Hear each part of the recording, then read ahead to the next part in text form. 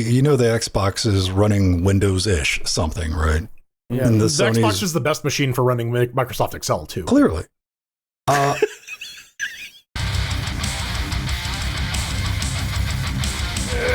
welcome back to another Linux Gamecast Weekly, the show that covers the latest, the greatest Linux gaming news, reviews, how-tos, whatever the hell else we come up with. I forgot the elks last week, man. I'm senior moment. Get off my damn lawn. Man. It happened. Together with you, Chat Realm Dynamic, helping us form Cocaine, Voltron, all you live, lovely little miscreants. Going to be sweating a little bit tonight. It's getting a little bit hot in here. Sweating to the oldies. I got my buttons undone just a little bit. I'm like, easy. I know, right? Are we opening up an time to wear OnlyFans those? Wrong day to wear those fleece sweatpants. Let me tell you. I got my wool socks on, man.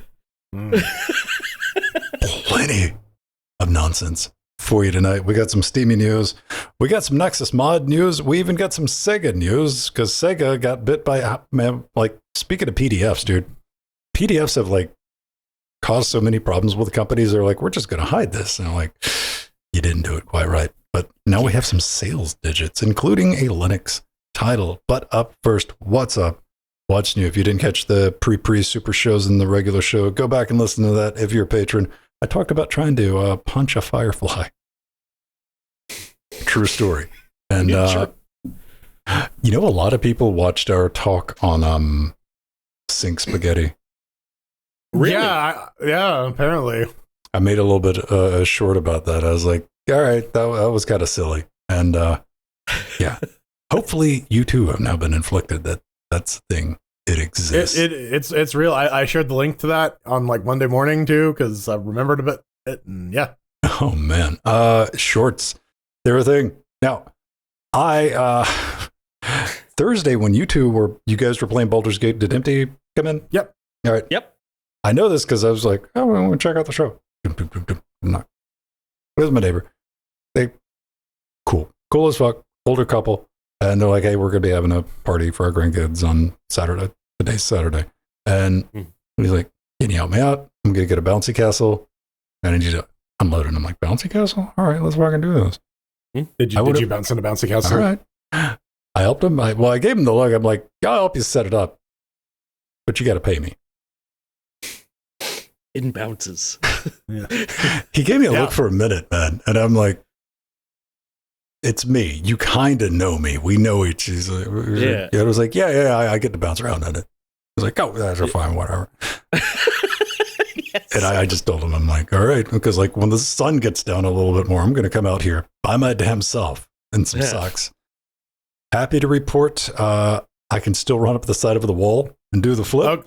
Okay. Nice. All right. Nice. I could do that. And I could also land that shit absolutely wrong and fuck up my arm a little bit. Yep.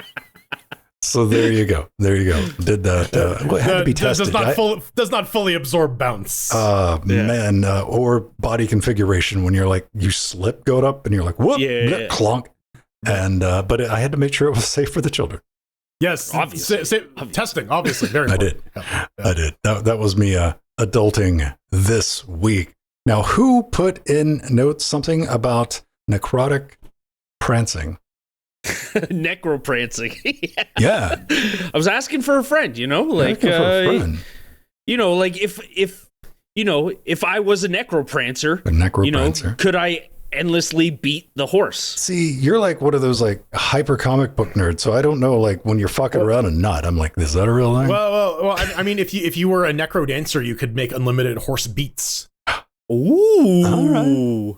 I think that's the real thing. Right, that's unlimited horse beats. Yeah, unlimited horse bass.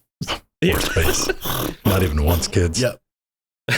Jordan, you're gonna catch some of this heat tomorrow, my man.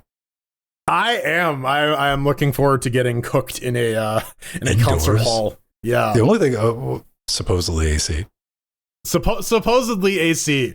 I was like, I'm going with a friend of mine. He's bringing his cousin who has Down syndrome, and so I was talking with the organizer because I dog sit for him, and he's like, oh, do you need do you need like accommodations? Because like we can let you in early and like find you an air conditioned spot. And I'm like, well, let me ask the folks because I'm not the one making the decision. Right. Apparently not. So yeah, I have been sold on some sort of death metal inferno, like a literal oven that will cook us all into some kind of heavy metal progressive saxophone roast. Did you ever do like the partying when you were in the teenage early 20s going to uni? Like, because I've definitely been to like some places we weren't supposed to be, but I hesitate to call them raves because there was actual music there.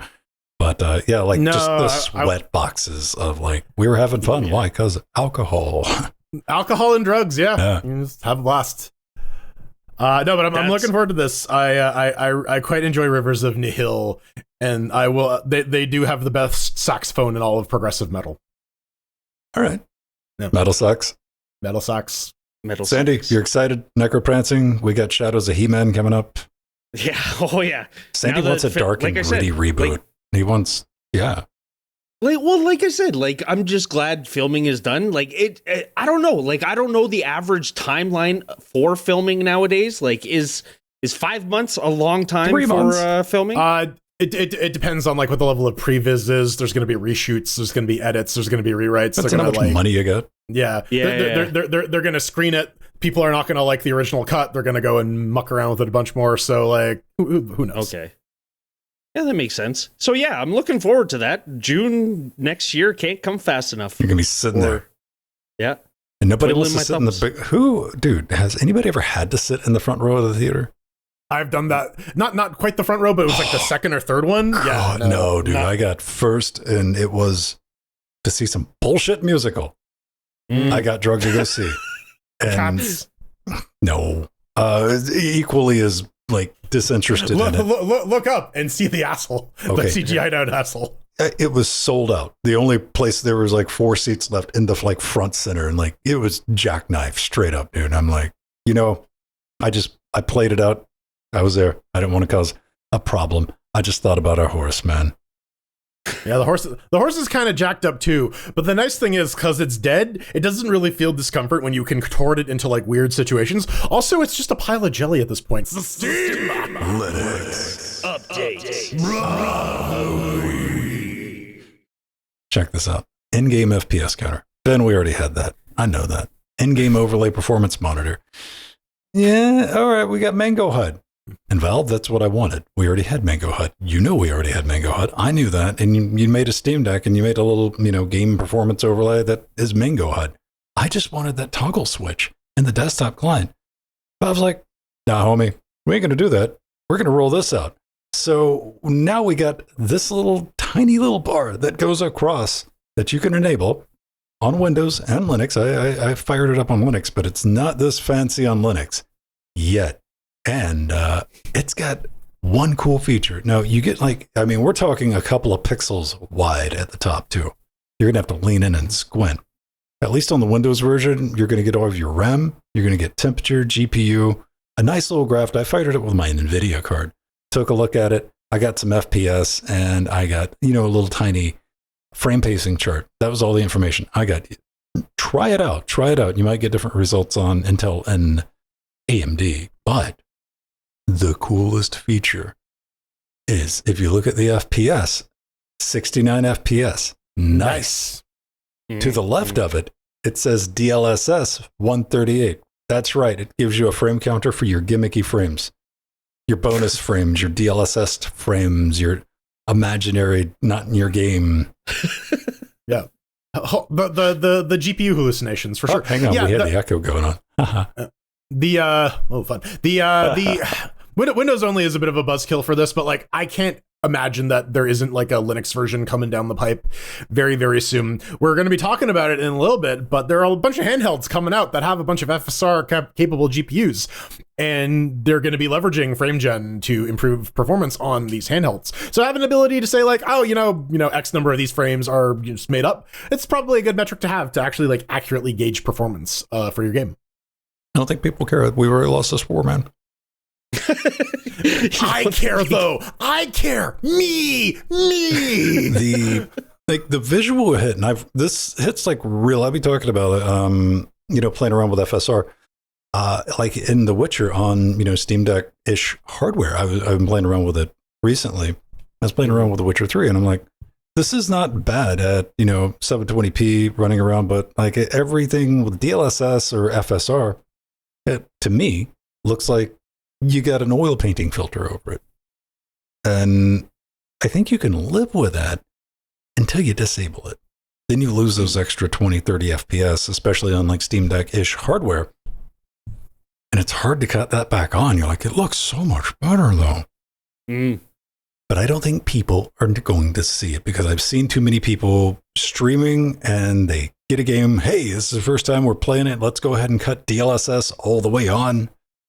And like with the ray tracing, like they're never dialing it back, and they got a 4090. So you just like want to, or a 5090. So you just want to crawl under your desk and like, bro. Yeah. I think it's just like the new thing. So having those frames there, I guess, has some value. I guess. Like, I'm not really. I just more approve of the fact that it shows the difference between like the real frames and then fake frames. Like, I'm not happy that they didn't roll this out for SteamOS first. Like, considering that's like the main thing that they're trying to really sell. Mm-hmm. But I guess, like, yeah, the vast majority of people are on Windows, but like, I still think they should have put it out for SteamOS first. Well, I mean, it works on Linux. Yeah, no, it does. A little bit of it does. Well, and again, it's just a feature gate, right? Eventually, it'll get rolled out. And like I said, with all the new handhelds coming out, they would be dumb to not roll this out for SteamOS. And I still want to roll it back. Why do this and not add this functionality to Mango Hut if it's not already there? Like, Mango Hut is done, man. Like, it's great. It's got all the options, all the tools, and it's built in on your Steam Deck. So, and Valve already contributes to a lot of open source. So does it's it run? Does it run on Windows though? Is that really the only thing holding it back? You know what? You might be onto something right there. You might be on to something right there. All right, accessibility features, decks that can talk to you. I love your only friend. Yeah. So new accessibility settings have been added to the beta for Steam Beta on SteamOS, and so there's a whole bunch of new features that come out, like UI scaling, high contrast mode, reduced motion features, and it works apparently on the Lenovo Legion Go S, so which is awesome. The screen reader, color filter settings, and a whole bunch of others. I like to call it the high contrast. I like to call that sociopath.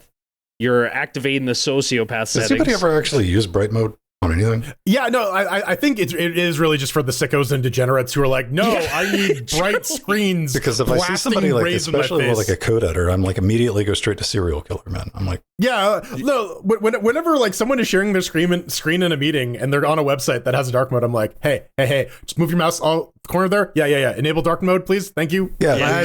We're looking at a screenshot of what that looks like. That can go straight to hell, dude. Like, no. That is what happens if you print the Steam interface out on an A4 sheet of paper. Like, that's what that fucking looks like. Oh God, that's even worse. That's like tinted down, like orangish. No. No. That's like this is why I still think Nintendo fans are sociopaths. So because all the one thing I would like, can we have like the UI scaling on the actual Steam client proper, please, so that we don't have to rely on desktop fractional scaling? Because like on KDE it's fine, on GNOME you get tiny mode or you get 2x. Peasant, you've been dealing with it. You Linux users, you've learned the muscle memories there to click on the things that you can't read. Shut up. Just, get the little opera glasses. You just know the area in the Steam client to click on the thing, man. Now, one thing about the screen reader though is the hot topic on like the non-Linux gaming topics or discussion so far has been the lack of accessibility in Linux in general, and we've heard a lot about lack of screen reading support in Wayland. Is Valve taking a crack at fixing this? I know the Steam Deck is not really using Wayland aside from the GameScope session, but is this just like a front end for Orca? Like, I don't know. I'm sure if they have done anything, like they're pretty good about open sourcing bits, so we'll see what they're using on the back end. I mean, I'm glad it's there. I wish it was on more than the SteamOS. I meant to try it on, my Steam Brick. I didn't get a chance this week, but that is such a big feature because there's your ability to enjoy a game, even if you have some visual impairment. Like you can still rock and roll in your fucking video games, but you might not be able to make out the bullshit fucking text. Yeah. Mm-hmm. And especially on a 6-7 inch screen. So that's a huge thing to have. Or even people with like literacy issues, people who can't read. Because there are a lot of games that just have like pure visual language. You don't really need to like know how to read or anything to play them. It's good. But It's good to have. You can play them on your new Lenovo Legion Go S Z1 Extreme.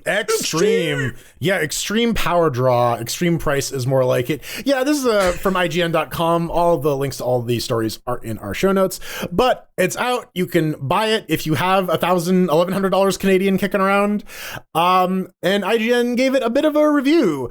It turns out that when you install SteamOS, or essentially just a non-Windows operating system on your gaming handheld, you will have a better time in terms of performance, in terms of battery life, in terms of pretty much like the entire experience, because Windows is not really optimized for handhelds in the way that SteamOS is.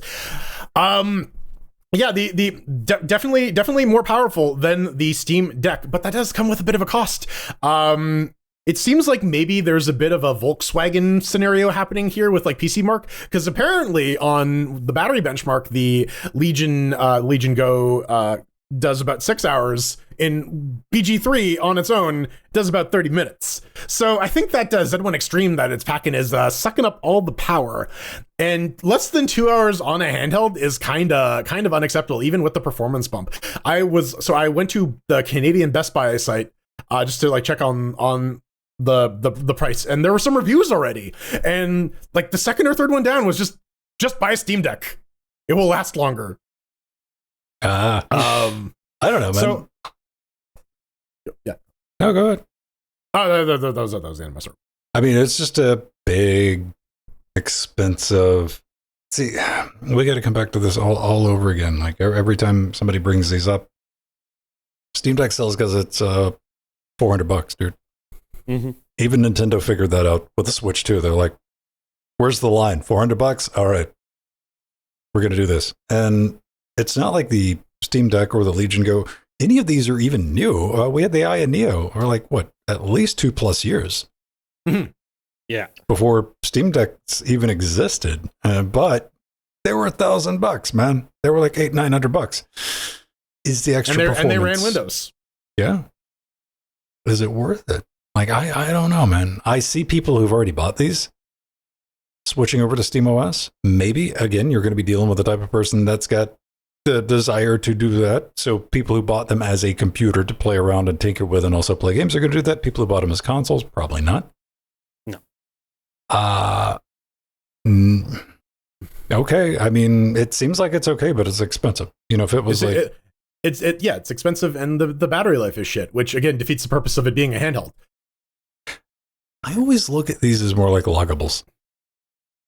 But anything with like an x86 CPU in it, and I am not turning into like an ARM fanboy or anything, but like it's just the reality, dude. Like if you dial down x86, like maybe some of this new AMD, their XAI, whatever the new ones that are going to have like 720M. What was the it was some Norris. I forget the code name. We were joking about like the lake's Gorgon Lake.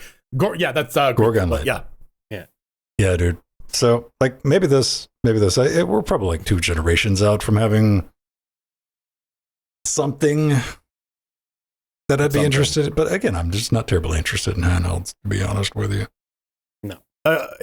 I maintain there is that like power performance profile, that sweet spot, that eye of the needle that you gotta thread, and I think the Steam Deck like just squeaks under that. Like it doesn't even do that great a job, but like it's good enough compared to some of the other stuff on the market. Good enough, and it's hard to beat good enough. Everybody, we talked about it last 2 weeks ago now.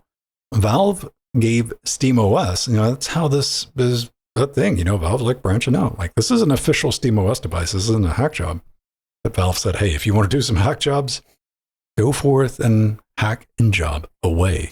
And I decided to do just that because on this very show, since the announcement of the Steam Deck, I've been going, that's cool, bro. Give me a brick. Yeah. And Valve sent me a brick, and I'm like, shut up, Valve. You know what I meant. Oh, you went to that same Canadian Tire that I went to. Yeah, okay. dude.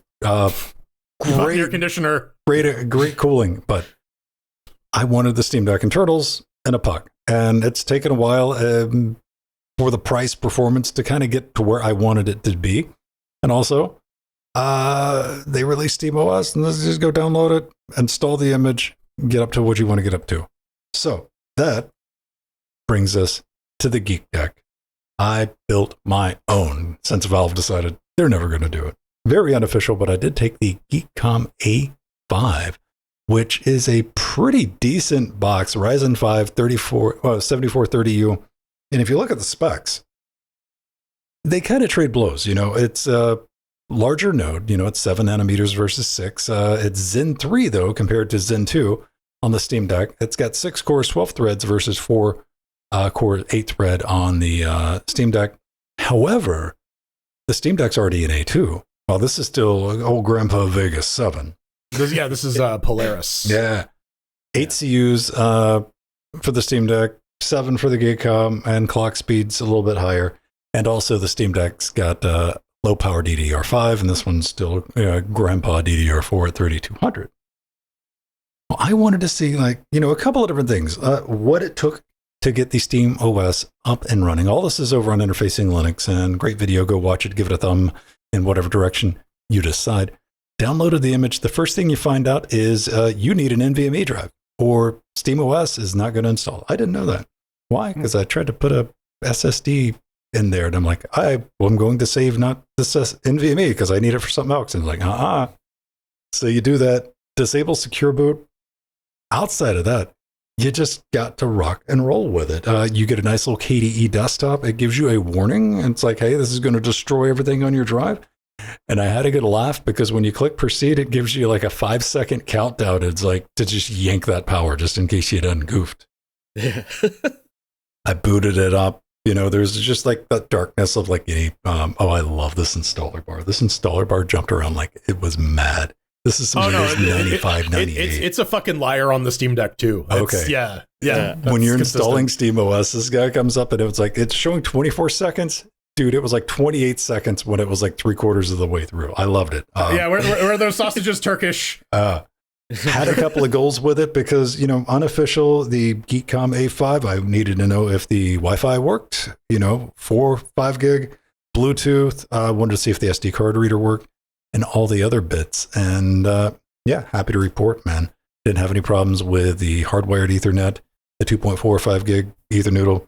All that was great. The audio wasn't a problem, but it wanted to default to the headphone jack, which I had to assume everybody's like making an entertainment center or something like this, so you need HDMI audio to be your default. Easy enough to fix. You can drop into the KDE recovery console and actually just disable the internal audio if you want. Bluetooth, fiddly as fuck, but it works once you get it paired. You got to jiggle. A lot of jiggling. And it eventually popped up and it showed my Steam controller, and I'm like, we're done here. That's all we needed. SD card. Big make or break, not for me, but for anybody, because you want to be able to move your games, or you got your games on your Steam Deck and you wanted to plug it in, take it over to somebody's house, it's got you covered. And then again, we got performance.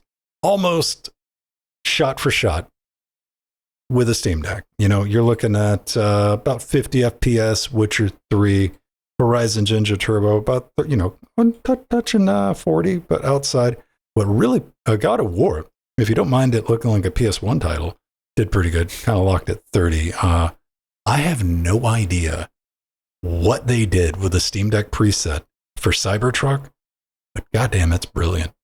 They optimized the fuck out of it on our, like, whatever they're doing in Proton, like, really plays nice with AMD GPUs for Cyberpunk. Cyberpunk it feels smooth. It's hard locked at 30, but what they did with the motion blur and all that just gives you the feel of like, it's just great. Yes.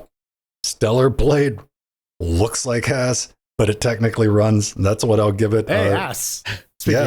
Yes. I was shocked. I tried Trackmania 2020, which is an esports title, which is supposed to run on everything, being an esports title, and like it just ate poo, man. It barely could get above 30. And, during my write-up, I think I can't be alone. Like, where does the Steam Deck absolutely shine in your 2D and 2.5D emulation and things like that? I tried the Hollow Knight. We have Hollow Knight at home. A Dead Cells, TMNT, Shredder's Revenge. Crushed it all, cranked everything up to 1080p. 60, no problem now. But here's the big one I wanted to try. This is what got the idea in my head.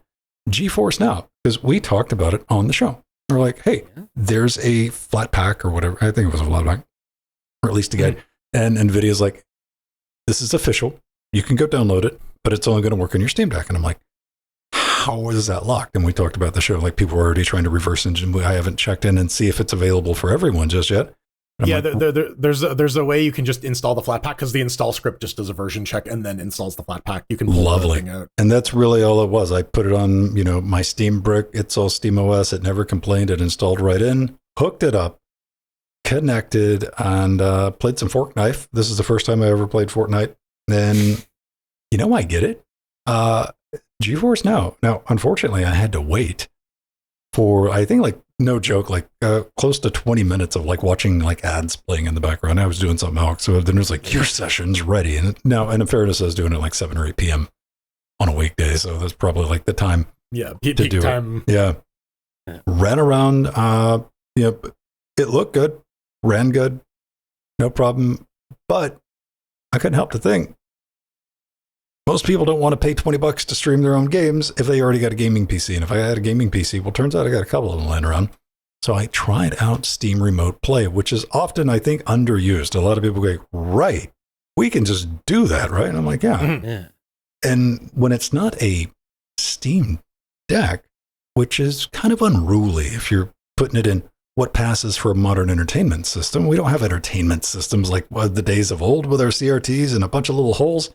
You might have a TV on a wall and a little thing holding maybe a Blu-ray player or a game console. Duct taping your Steam Deck there might be a bad idea, but this is like something you can just slide in a corner because it's a small little mini PC. Glue it to the wall. There you go. Actually, this one's got monitor mounts. It's got nice. back, so you can just like stick it on the back of the TV. So I gotta ask, because this is a question that everyone has at the tip of their tongues.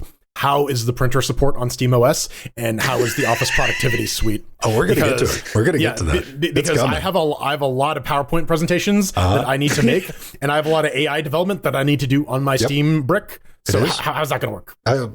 I'll address that towards the end here, man.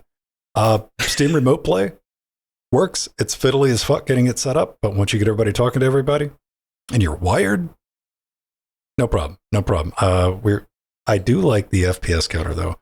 Mango Hut doesn't know what to do with that. Either that or I was playing Stellar Blade from Threadbooper at 3,625 FPS. Mm-hmm. I'm not sure. Didn't feel quite like that.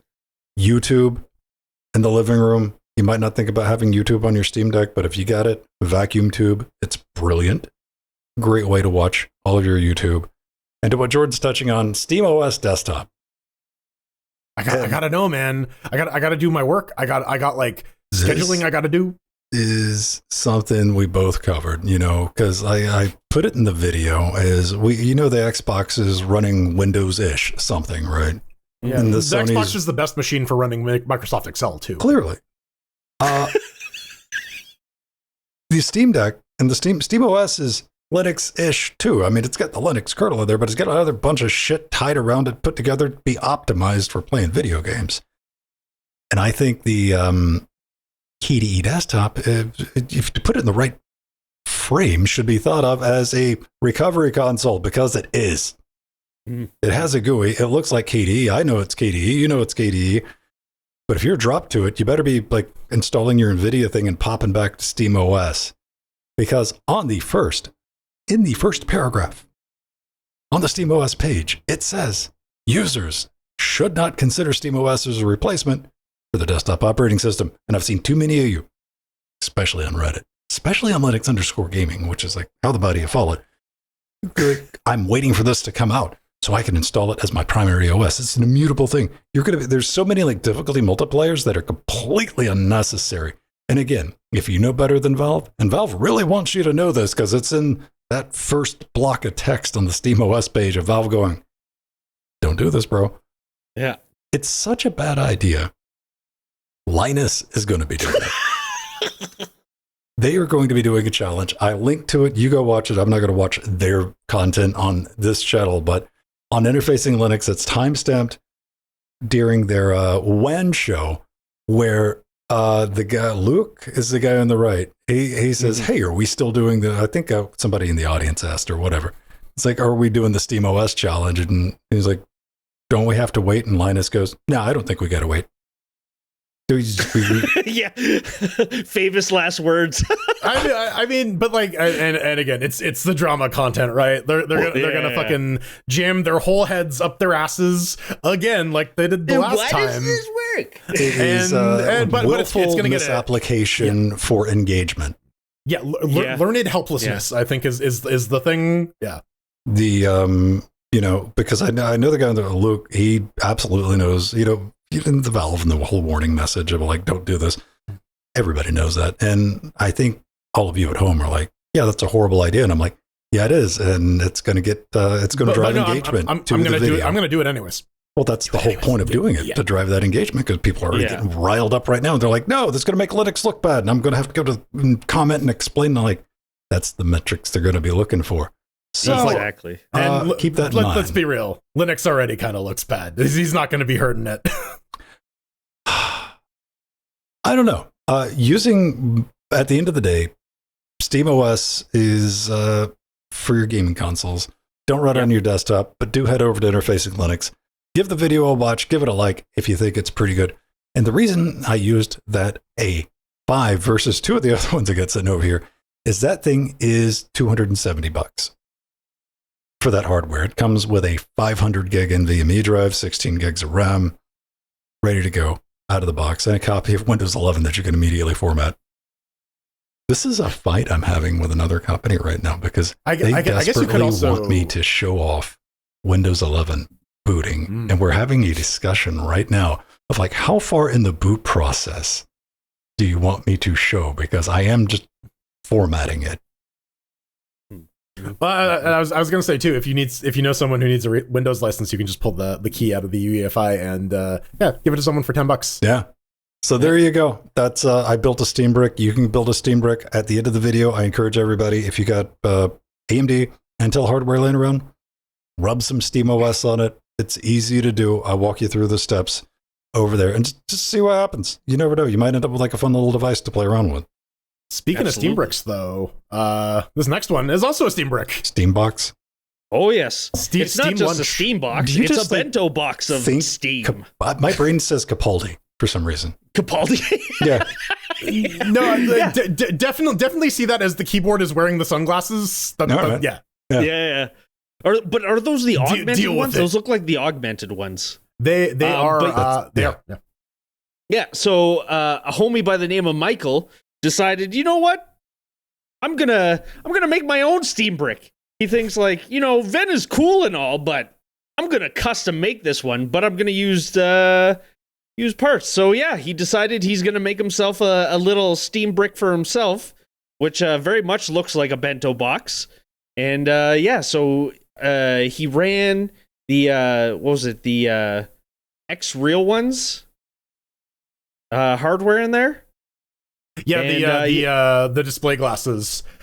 Oh yes, because the whole idea is that it is a Steam Deck without a screen. Dug it out, stuck it in effectively just a lunchbox.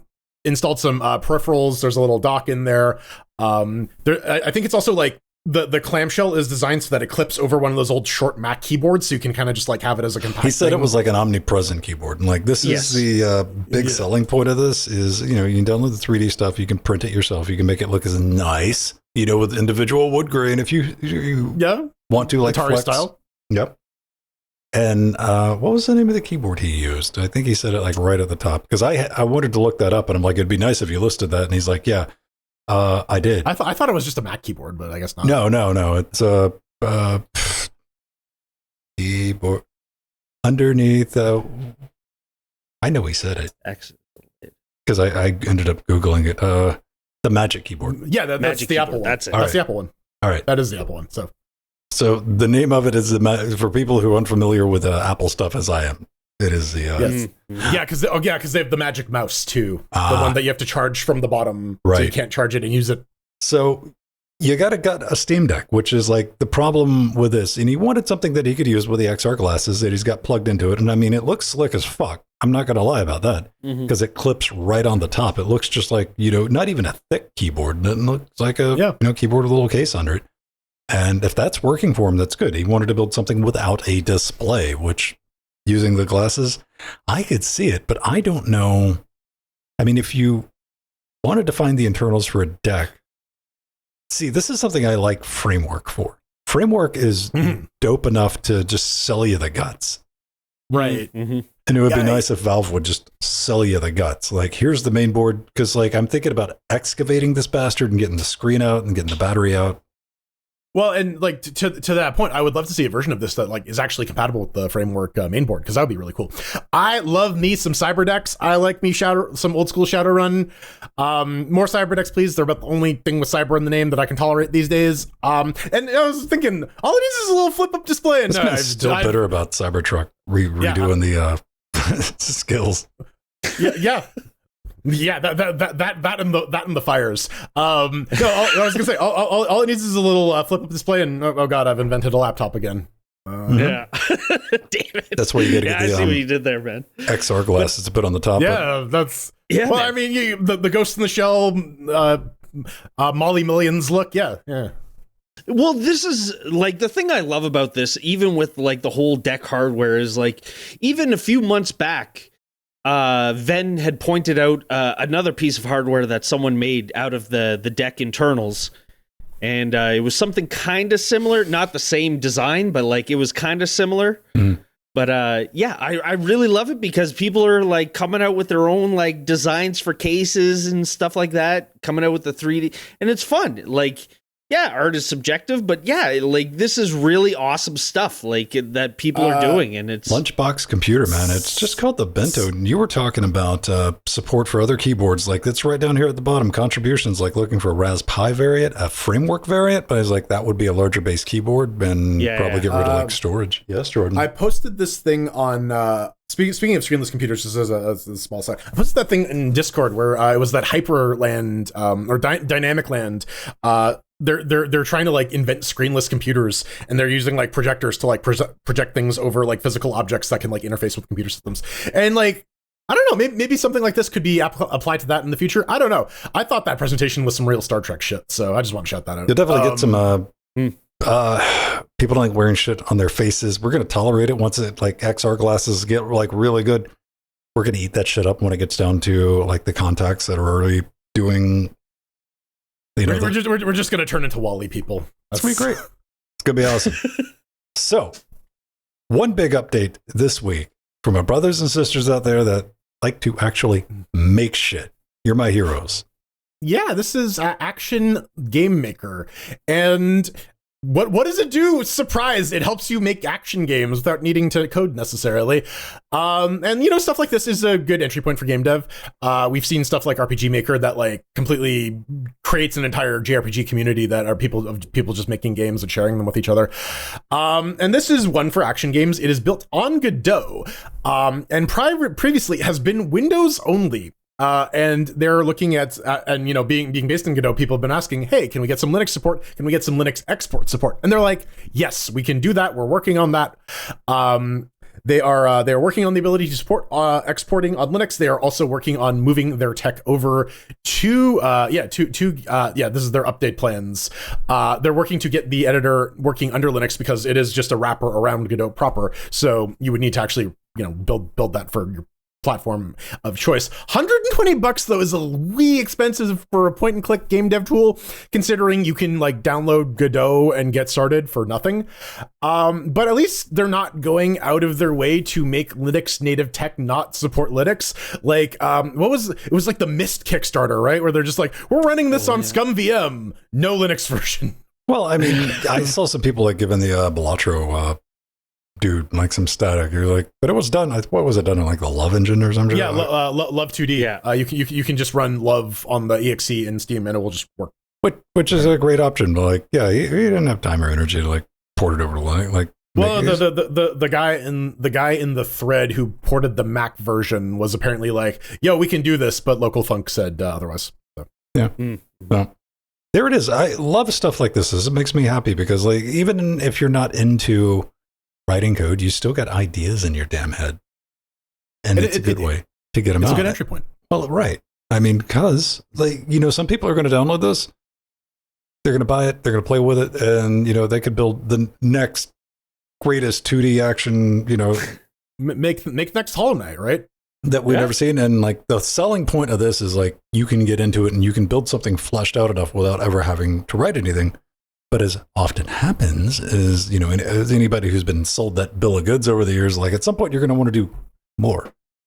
Yeah. And that's when you start getting out of the sandbox of your own and you're like, okay, how do I do this? That typically that'll be like moving on to a different language or a bigger engine or something like that. But the nice thing about too is because it wraps under Godot, there is already that layer that you can peel back and there's like the full featured game engine. Right. Mm-hmm. So yeah, I'm all for this. Like, I don't think that's $89 or what is it? Yeah, it's normally $100. That for a game engine GUI thing. All right.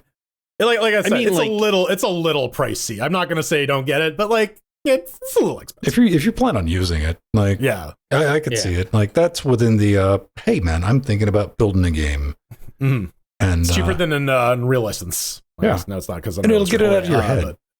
Like, that's the important thing, man, where it's not stuck up there not doing anything.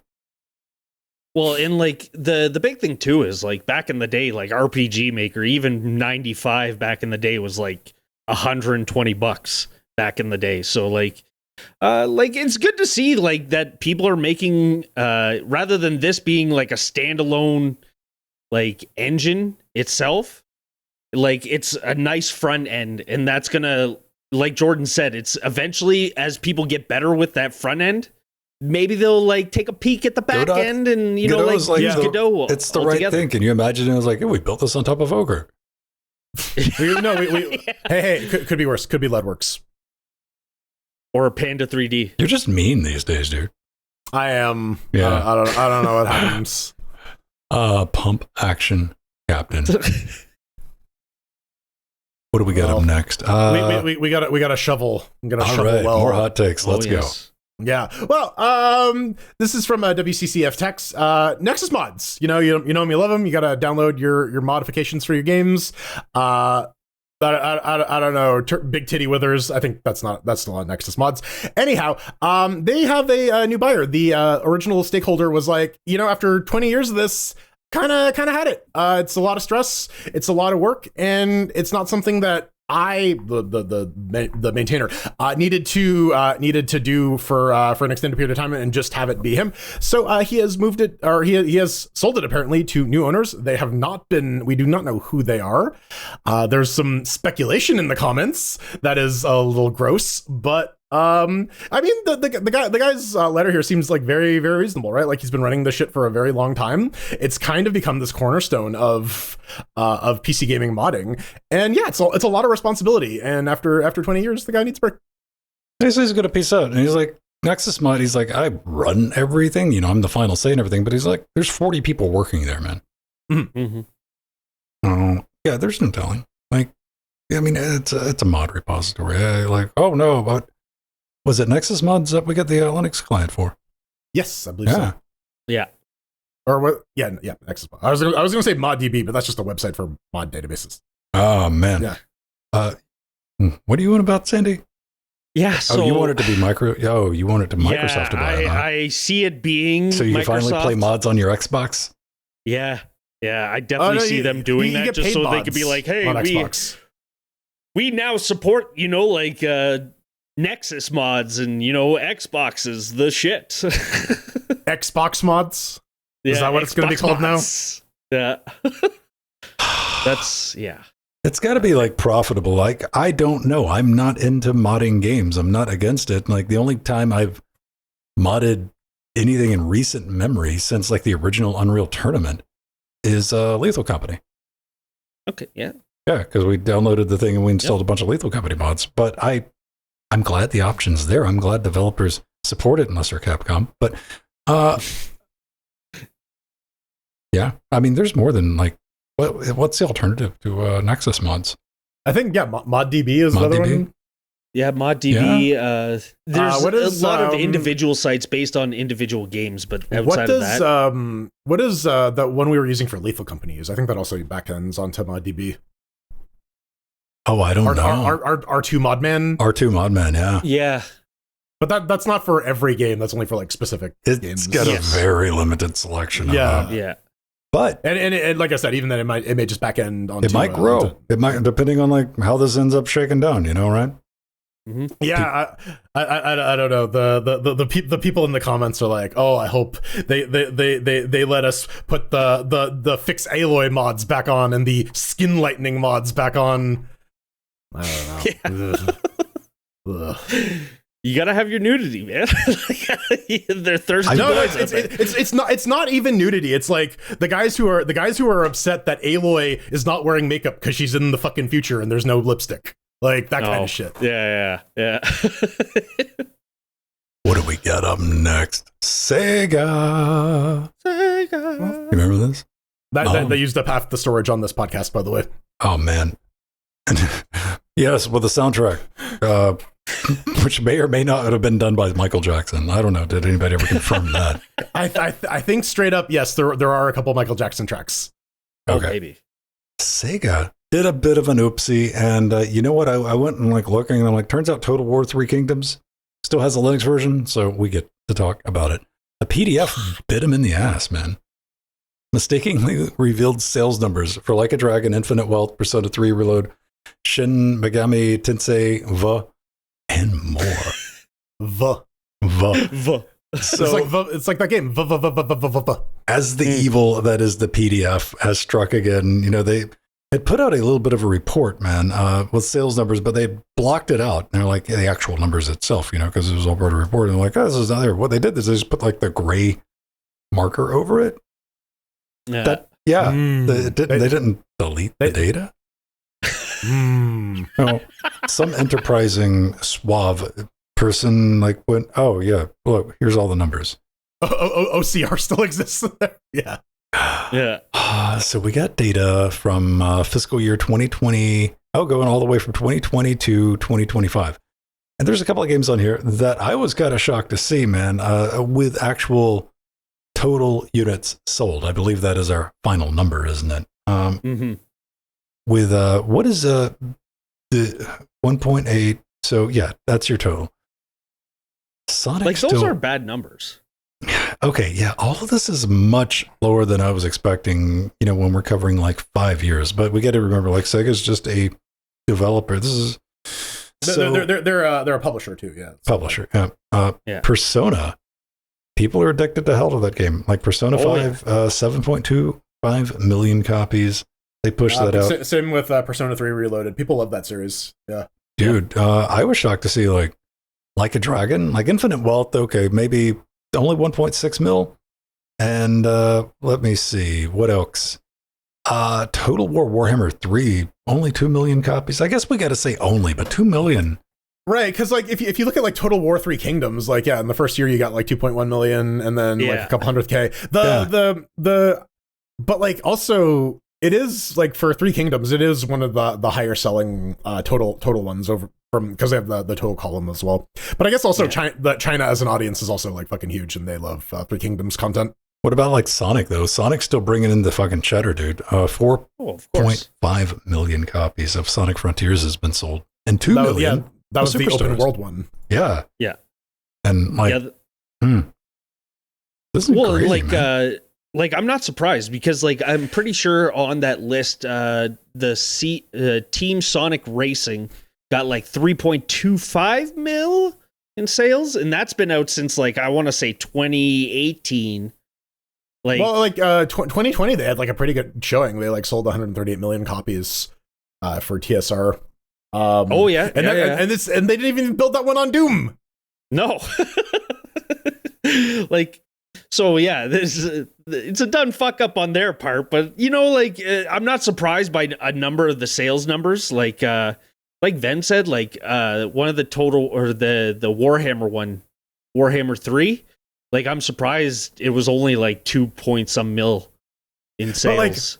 But like, also like Total War kind of has its diehard fan base, and that's kind of it. There's not really a lot of like reaching outside of or that's like expanding Persona. the fan base. They know they print another one that's going to get some sales, and like people are just not going to be able to help themselves. Yep.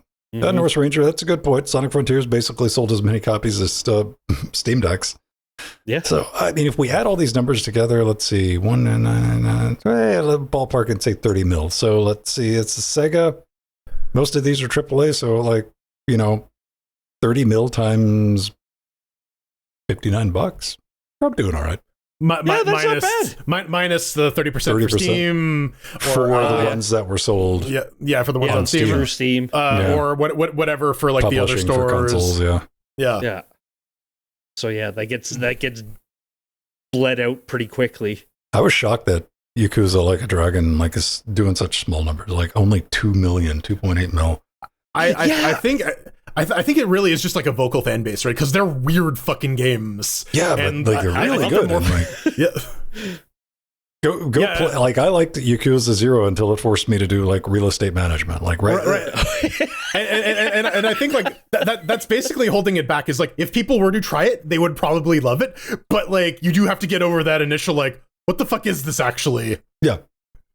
And they even did like a turn-based version last time. Yeah, the JRPG one. Yeah. Oh my god, yes. That was hell? amazing. That's crazy, dude. I don't know, man. I thought those were interesting numbers to share with everybody. Heck yeah. Not as interesting as the future of Windows. I could see the future. The future! 10 billion years in our future's past. Yeah, so recently PC World just came out with an article talking about like the future of the Xbox handheld. And so one of the publicists, reached out and said, yeah, we're planning on working closely with the Windows team to ensure that Windows is the number one platform for gaming. I was like, okay. So you say that, and I agree. I agree, but I think they left out a word. This is the new person overhead Xbox? Yes. Yeah. All right. How you doing? She's cute. They left out a word though. That's why we're working closely with the Windows team to ensure that Windows remains the number one gaming platform. Yeah. Do you think they're worried yet, Jordan? I don't think so. Do you think at least somebody at Redmond's like, yo, motherfuckers, like this is going to be a problem?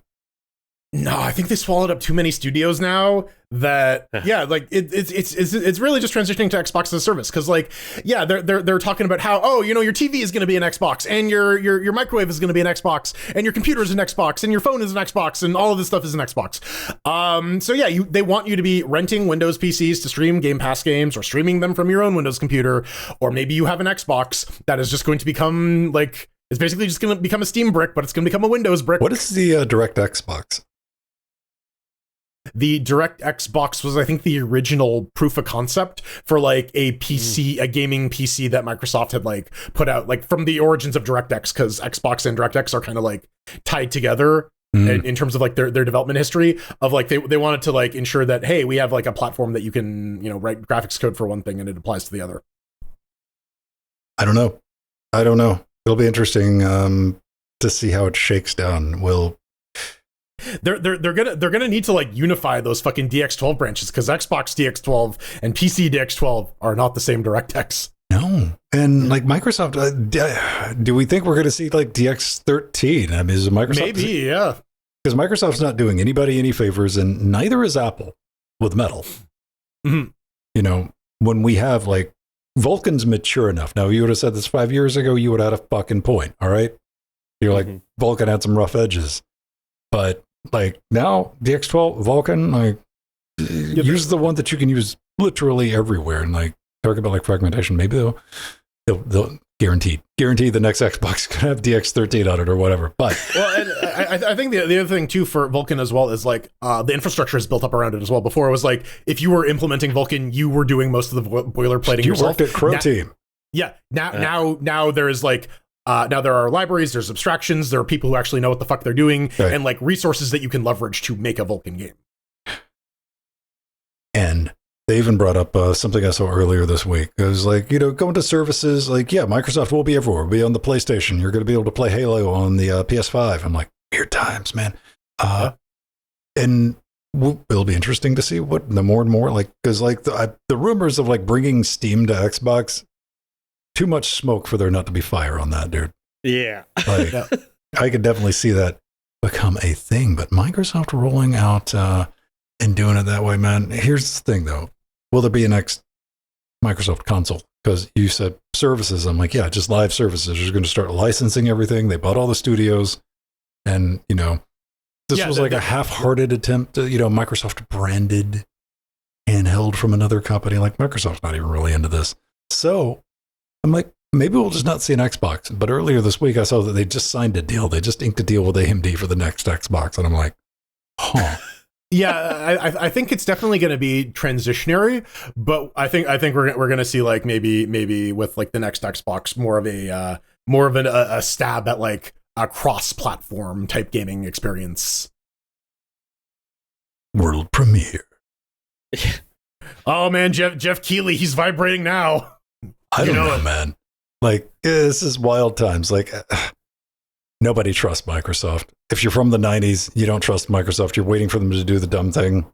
And I don't know, man. PC gaming is going to get tougher and tougher and tougher because it's getting way more expensive. Like things like handhelds, these portable PCs, these Steam Decks, these Legion Go's. Mm-hmm. I think will continue to grow in popularity as long as a low mid-range card's going to set you back $600, people. And I think as a result of that, we are going to see a lot more like live service game streaming stuff where the bulk of the compute is done on server side so that you can sell stuff to these lower end systems and also kind of trap them in your subscription system. I wonder if that's going to be like you're going to have like the communal, like if you're in the dorm, dude, like everybody's going to like pull in to buy the gaming PC that we can all stream off of. Yeah. Well, yeah. I mean, that was what it was back in the day with the Xbox, right? Like we all pitched in and bought an Xbox or a TV or something. And yeah. Yeah. Well, even the Dreamcast, like the Dreamcast ran the Windows CE when that first came out. It could run, and all the absolute poo games for the Dreamcast were made with Windows CE. Yeah. Windows CE was code block, and not code block. It was the editor, Action Game Maker. Yes. For people making Dreamcast games, they ran really not well. No, God no. But like, who posted that? The fucking chat window got chopped and I had the Twitch thing in front of it. So someone brought up something in Twitch chat. I wanted to respond to that. It was Norse Ranger. Yeah. Every day, he brought up maybe Microsoft is going to do like the old Google Nexus thing, where like every iteration of the console is made by a different manufacturer, like an HP Nexus and a Asus Nexus and a whatever, but like the Microsoft equivalent. That'd be funny. I don't know, man. We'll have to see. You got to keep in mind that this is the same Microsoft that said, 2025 was going to be Windows on ARM for real this time. Time. And then someone got sued. I'm sure Qualcomm was like, we're getting sued. And they're like, what's that got to do with it? We're getting by. Thanks for the money. Okay, bye. Smoke bomb. Ladies and gentlemen. Just bust through the window. That's going to do it. For this Linux Gamecast, there's a website, linuxgamecast.com. You want to get in touch with us, go smash the contact button, fam, or you can just leave a message below the video, wherever you might see it if you're one of our beautiful party patrons or over on the YouTube. We get an email address, no reply, at Linux Gamecast. You send us something spicy, something interested, a little bit of hate mail. We might read it right here on this very show. And while you're there, tap that support button, become one of our beautiful patrons, and get a gang of rewards in your inbox, like the live and uncut versions of the show. You get the video versions of the show, not YouTube, but higher quality audio, video invites to come play games with us. I do the Team 2 crew, Tuesdays, Fridays, best damn thing in the world. Come do it. You can play on a Trackmania server running through x86 64 to ARM emulation on a Raspberry Pi. that we rock and roll on. Jordan and Sandy are always up to you're still balling and gating, right? Yeah, it's a 200-hour fucking game, man. We're chugging through it. We're good. Basil, thank you. For you, Basil's bringing in the 5A. Quad A was 2025 Ubisoft titles. Next year, the 5A. It's going to be brilliant. It's going to be beautiful. Thank you so much. Like and subscribe. All the fun things that you do. Smash that like button if you're watching. Come on, do it. I dare you. Or don't. I'm not your boss. Whatever. All right. And weekly daily Wednesdays, I'll be back on Tuesday, Trackmania. Weekly daily Wednesdays on Wednesday on the YouTube channel, LenWDW. We are streaming live over there along with Trackmania on the TM2 crew on YouTube. And Jordan and Sandy are right here on Twitch on the Linux Gamecast Twitch channel. Yeah. There we go. Yeah. Look at that. Done. Yeah. Yeah. Very nice. Outro music. Do it. Do it, Vin. All right, Vin, I'll do it. You can always find us right here on Twitch, 8 p.m. Saturday night. Come put us in our face, in your face, in our face. Put your face in our face and give us a kiss. As long as you bring a face to the party, we'll be down the clown, man. Get in touch with me. I'm Vin Stone on all the things, Mastodon, X, Twitter, not Facebook. On Interfacing Linux, you just go post in the forums over there if you're looking for like tech support. Love to help you out. I'm not just AA. I'm not just AAA. I'm not even quadruple A. Now you're wrestling. 5 A's. Watch me scream on Blue Sky at Frojo at bsky.social You're or at Unity Frojo at game released in 2013. Yeah, for the awesome. And I'm Sandy Martin. I'm just a single A. No, you're just a single S. And of course Single the S. video goes down. Yep. And you can find me only on talking Mastodon. At Altimore at mass.linuxgamecast.com. Here, guys, buzz it up there. I was moving around when you're talking. No, we need the South Park Lake. Oh, yeah, right. Yeah, right. We got to make it, geographically. Yeah, correct. Time for some credits. Give it some eyes. Yeah. Yeah. Oh, when you brought up Bouncy Castle, I had some like encryption library PTSD that came up. Bouncy Castle, it's a Java encryption library. Oh, it is? Yeah. Whoa, damn. Thanks to our advisors, Arthur. We got to thank our executive producers, Bob Bram, Scott, Atomic, 1234, Koducky, Drummer, Thargos, and our Little Dicky fans, Eggy, Basil, and Empty. See Monsters from the Deep, John Dirty Dean, Angel, Dementor, System T, RL, Rider X, Machina, Nima, Hive, Eratanudai, Trugai, Mike, and Kaijura. And then for the Death Notes, we got Redsky, Mark J, Oil of Hope, Benjamin Nova, Chad Romeo, Turnover Martin Renee, Chris Jill, and then we got all our wonderful chairlings who are amazing people. And the Libra players, you and Shoddy. Thank you so much. So I'm like imagining Chad Romeo as like Chad Romeo, yes. And it's like Giga Chad. Romeo. That's exactly where I'm going. Chad Romeo. Yeah. Yeah. See you guys next week. Bye-bye. You whatever. You freakish talking ass. Damn it. He's back. Can't get rid of him. Nope. Diana Fire, everyone. See you next week. Bum, bum. Thank you, Joe. Stacy Juliet, I guess, would be the equivalent. 5 dudes.